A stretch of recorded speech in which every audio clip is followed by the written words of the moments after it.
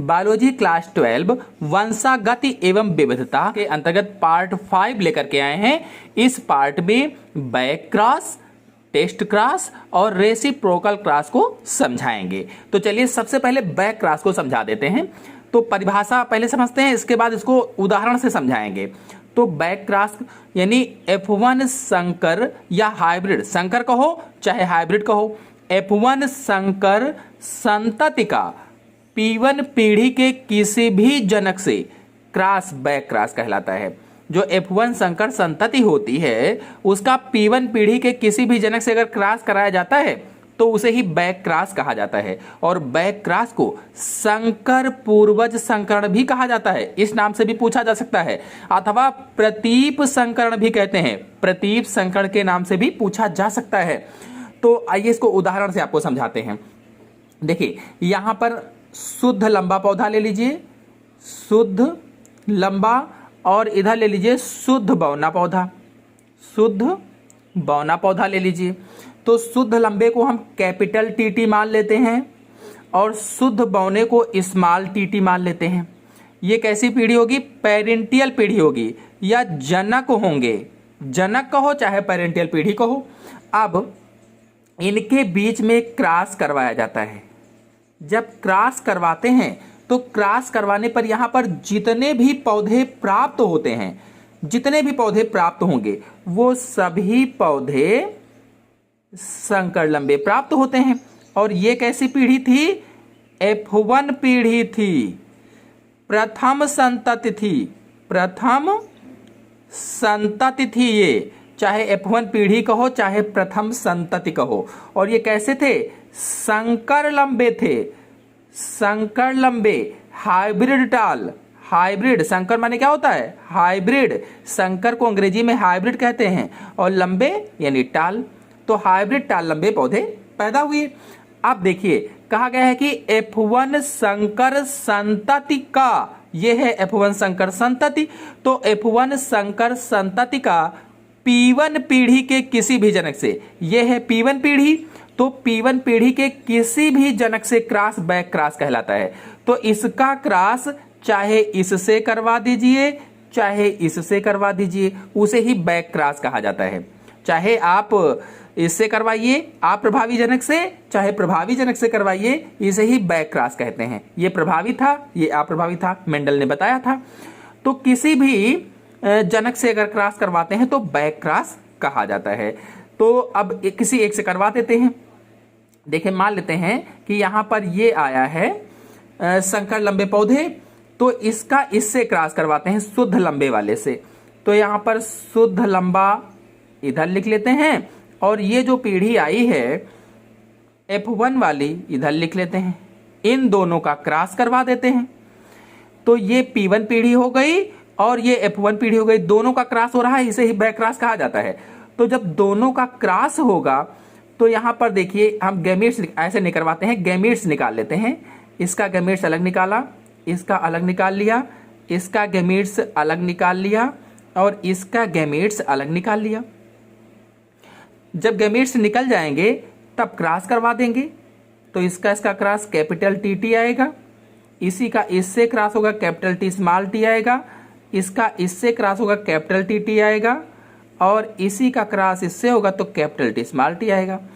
तो जब F1 संकर संतति का किसी एक जनक के साथ क्रॉस करवाते हैं तो क्रॉस करवाने पर जो 50% यहाँ पर पौधे हैं, 50% पौधे शुद्ध लंबे प्राप्त होते हैं, शुद्ध लंबे प्योर टाल प्राप्त होते हैं। देखिए शुद्ध लंबा है, शुद्ध लंबा है, और 50% पौधे हाइब्रिड यानी संकर लंबे प्राप्त होते हैं, संकर लंबे प्राप्त होते हैं।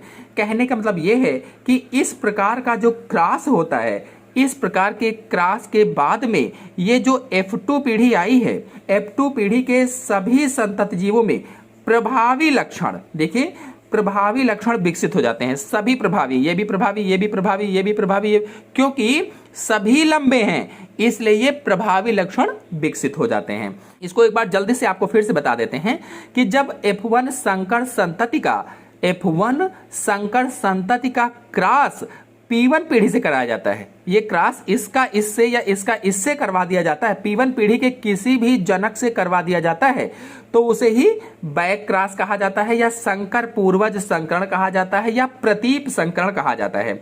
अब उदाहरण के रूप में मैंने इसमें बताया कि शुद्ध लंबे पौधे लिए यहाँ पर शुद्ध बौने पौधे लिए हैं और इन दोनों का क्रॉस करवा दिया, शुद्ध लंबे कैपिटल टी, शुद्ध बौने स्मॉल टी, दोनों का क्रॉस करवा दिया है। तो क्रॉस करवाने पर F1 पीढ़ी में यहाँ पर हाइब्रिड जो लंबे पौधे आए हैं, जो हाइब्रिड टाल पौधे आए हैं, वो कैपिटल टी स्मॉल टी आए हैं। तो चाहे इससे क्रॉस करवा दो, चाहे इससे क्रॉस करवा दो, तो इसे ही बैक क्रॉस कहा जाता है। देखिए मैंने इससे करवाया है, तो इससे करवाने पर क्या हुआ कि 50% शुद्ध और 50% संकर लंबे पौधे प्राप्त हुए हैं। तो ये हो गया बैक क्रॉस। चलिए अब टेस्ट क्रॉस को चित्रों के माध्यम से समझा देते हैं। अब टेस्ट क्रॉस की परिभाषा क्या है, पहले परिभाषा देखते हैं फिर समझाते हैं। जब F1 संकर यानी हाइब्रिड, जब F1 संकर संतति का क्रॉस P1 पीढ़ी के अप्रभावी जनक से कराया जाता है तो उसे टेस्ट क्रॉस अथवा परीक्षण संकरण कहते हैं।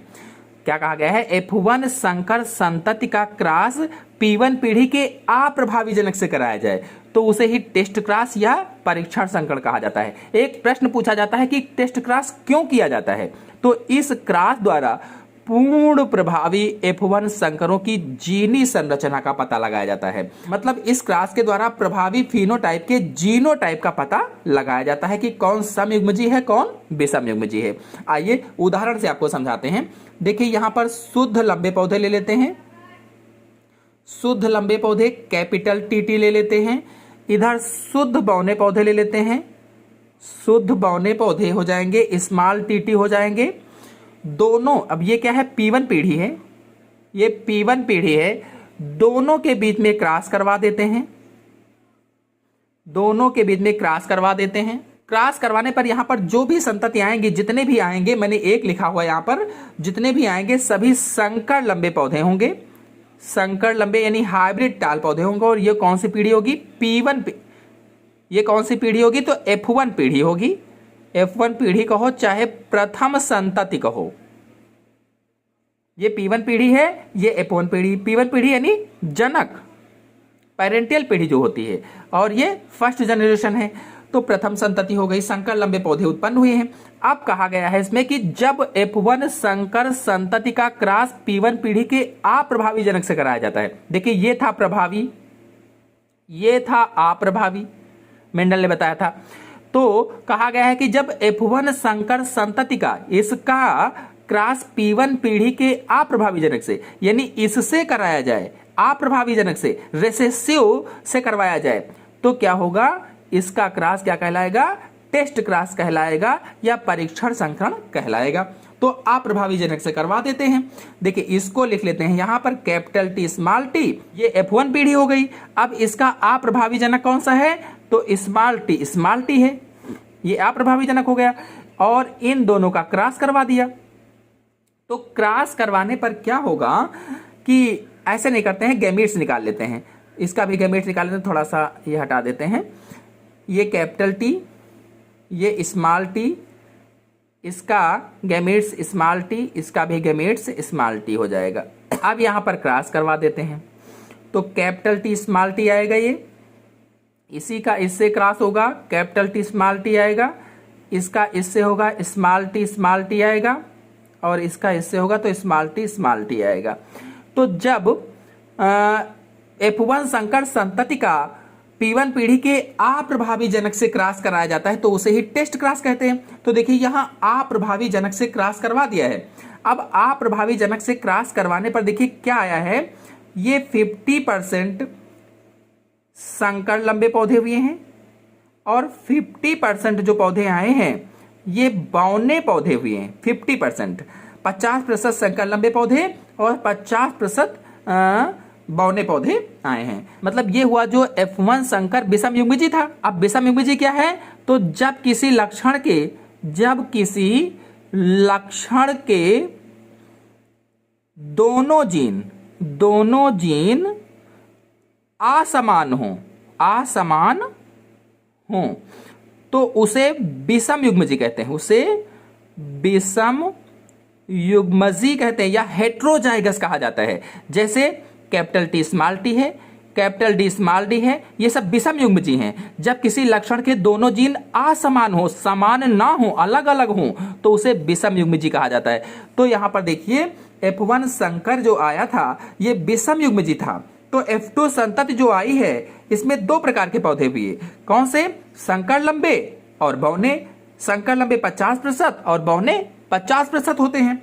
आपको बता दें यदि F1 संकर समयुग्मजी होता, यहां तो विषम युग्मजी था, यदि F1 संकर समयुग्मजी होता तो देखिए अगर समयुग्मजी कर दें इसको तो कैपिटल टी कर दें तो यहां पर स्मॉल टी था, तो जितने भी यहां पर पौधे आते ये सभी कैसे आते? कैपिटल टी स्मॉल टी सभी प्रभावी लक्षण वाले आ जाते, यही कहा गया। तो F1 संकर विषम युग्मजी था। विषम युग्मजी की अवस्था में F2 जो संतति आई है वो दो प्रकार के पौधे हुए हैं, 50% संकर लंबे, 50% बौने। अगर F1 संकर समयुग्मजी होता, समयुग्मजी क्या होता है?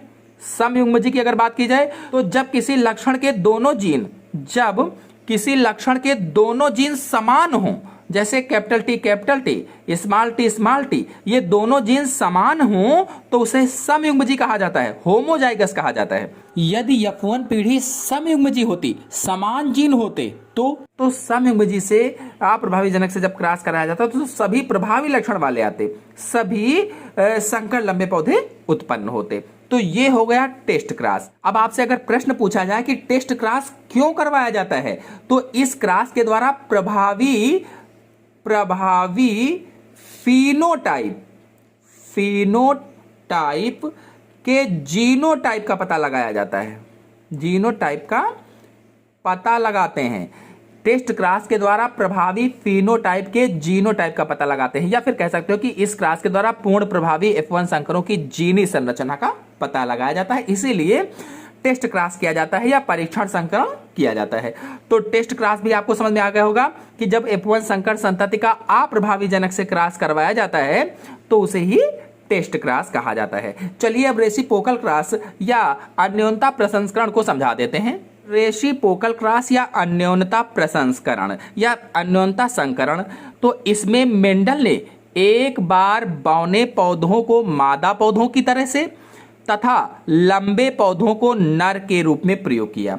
एक बार क्या किया ना, चलिए यहां पर बनाकर आपको दिखा देते हैं। इसको मान लेते हैं यहां पर ए, ये कैसा था? ये मान लेते हैं कि बौना पौधा था। और यहां पर मान लेते हैं बी, इसको मान लेते हैं लंबा पौधा था। तो मेंडल ने इसमें एक बार बौने पौधों को मादा की तरह, बौने पौधों को मान लेते हैं ये बौना पौधा है और ये क्या है? मादा है। मादा की तरह से या फीमेल की तरह से, मादा की तरह तथा लंबे पौधों को नर के रूप में प्रयोग किया और इसको मान लेते हैं नर, मेल, नर के रूप में प्रयोग किया। कहने का मतलब ये है कि इस क्रॉस में मेंडल ने क्या किया कि यहां पर मान लेते हैं बौना पौधा है, ये मटर का बौना पौधा है और ये मटर का लंबा पौधा है। ये बौना पौधा है और ये मटर का लंबा पौधा है। तो इसमें मेंडल ने किया क्या, जो बौना पौधा था, बौना पौधे में फूल होंगे, उस फूल के वर्तिकाग्र पर लंबे पौधे के परागकणों को डाल दिया।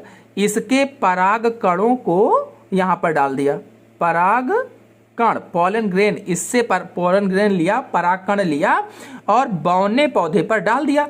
कहने का मतलब यह है कि बौने पौधे के फूलों के वर्तिकाग्र पर लंबे पौधों के परागकणों को गिराया, डाल दिया। और इसके बाद में व्युत्क्रम प्रसंस्करण में, यानी इस कहा गया कि व्युत्क्रम संकरण में बौने पौधों को नर के रूप में।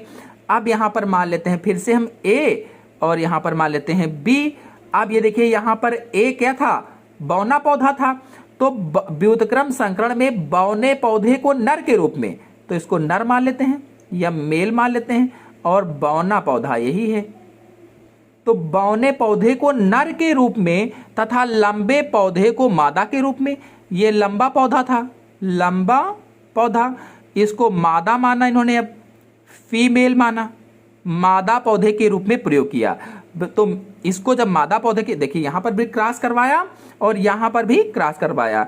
अब इसमें क्या किया, तो ये है बौना पौधा, ये है लंबा पौधा मटर का। तो इसमें इन्होंने ये किया, अब इसके पराग कणों को इस पर डाल दिया, इसके पराग कणों को लंबे पौधे पर डाला। पहले इन्होंने क्या किया कि जो मादा था, बौना पौधा था, उसको मादा माना, लंबे पौधे को नर माना और लंबे पौधे के पराग कणों को बौने पौधे पर डाला। इसके बाद इन्होंने व्युत्क्रम में क्या किया कि जो बौना पौधा था उसको नर मान लिया, बौने पौधे को नर माना और लंबे पौधे को मादा मान लिया। पहले नर माना था, अब मादा मान लिया। तो अब इसके पराग कणों को, यानी कि जो बौना पौधा था इसके पराग कणों को लंबे पौधे पर डाल दिया। इसे ही रेसिप्रोकल क्रॉस या अन्योन्यता प्रसंस्करण या व्युत्क्रम संकरण कहते हैं। व्युत्क्रम संकरण, तो 3 नाम हो गए। व्युत्क्रम संकरण भी यही है, रेसिप्रोकल क्रॉस भी यही है, अन्योन्यता प्रसंस्करण भी यही है। तो आपको अच्छे समझ में आ गया होगा। मेंडल ने देखा कि दोनों प्रकार के क्रॉसों में F1, F2, F3 पीढ़ी के पौधों की लंबाई समान है। जो दोनों प्रकार के क्रॉस करवाए गए हैं, इसमें चाहे F1 पीढ़ी को लिया जाए, चाहे F2 पीढ़ी को लिया जाए, चाहे F3 पीढ़ी को लिया जाए, तीनों पीढ़ियों के पौधों की जो लंबाई थी वो समान आई है, बराबर आई है। इसे ही रेसिप्रोकल क्रॉस या अन्योन्यता प्रसंस्करण या व्युत्क्रम संस्करण कहा जाता है। आशा है आपको तीनों टेस्ट क्रॉस, बैक क्रॉस और रेसिप्रोकल क्रॉस अच्छी तरीके से समझ में आ गए होंगे। समझ में आ गए हों तो वीडियो को लाइक कीजिए, अपने सभी दोस्तों में शेयर कीजिए। चैनल पर पहली बार आए हैं तो चैनल को सब्सक्राइब भी कर लीजिए। धन्यवाद।